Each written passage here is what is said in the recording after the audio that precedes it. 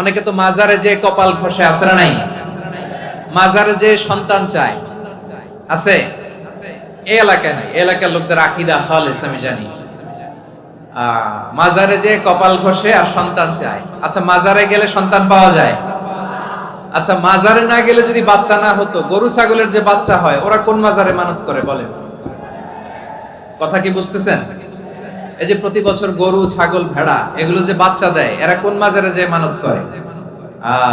এজন্য চাইতে হবে একজনের কাছে, তিনি কে?